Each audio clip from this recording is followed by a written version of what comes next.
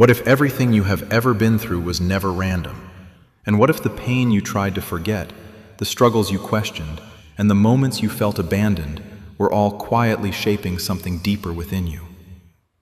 At some point, we all stop and ask what life is really about. And we wonder if it is about success, comfort, or happiness, or if it is something more hidden that we only begin to understand through trials and suffering. We begin to notice that the moments that break us are often the same moments that awaken us. And we question why loss seems to teach us more than gain, why silence can sometimes speak louder than answers, and why, when everything is stripped away, we begin to see more clearly. Maybe life is not meant to be fully understood in moments of ease, but instead reveals itself in the tension between joy and pain. If life were only comfort, we might never grow. And if we never struggled, we might never seek meaning. And if we never felt broken, we might never learn how to become whole. There is something about suffering that slows us down, humbles us, and forces us to confront the parts of ourselves that we often ignore.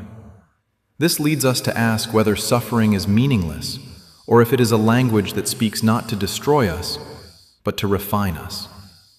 When we go through something difficult, we begin to ask deeper questions about who we are when everything we relied on is gone, what truly matters when everything temporary fades, and where we can find peace when nothing around us feels stable. Slowly and quietly, life begins to answer. Not all at once and not in loud or obvious ways, but in small moments, in realizations, in a strength we did not know we had, and in a peace that does not always make sense but somehow remains. Maybe life is not about avoiding suffering, but about learning how to walk through it. And maybe its purpose is not found in the absence of pain, but in what pain reveals. Trials have a way of exposing truth by showing us what is fragile and what is real, and by stripping away illusions until only what truly matters remains. This brings us to another question, which is whether suffering is something we are meant to endure endlessly or something we are meant to transform through. There is a difference, because suffering can harden a heart or deepen it. It can make a person bitter or compassionate, and it can close someone off or open them to a greater understanding of life. The outcome is not always determined by the suffering itself, but by how we respond to it. And that response begins to shape who we are becoming. Life may be less about what happens to us and more about what happens within us. And every trial may carry a hidden invitation to grow, to change, and to see beyond the surface. We still ask why it has to hurt, and why growth could not come without pain, or why understanding could not come without loss.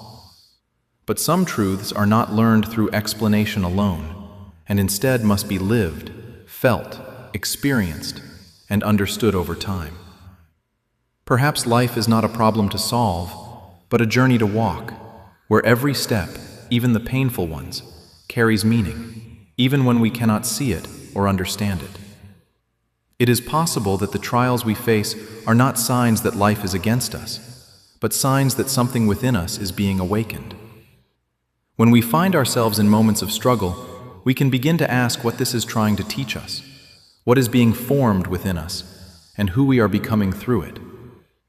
The answers may not remove the pain, but they can transform it. And in that transformation, we may begin to see life not as something happening to us, but as something unfolding within us. And that realization has the power to change everything.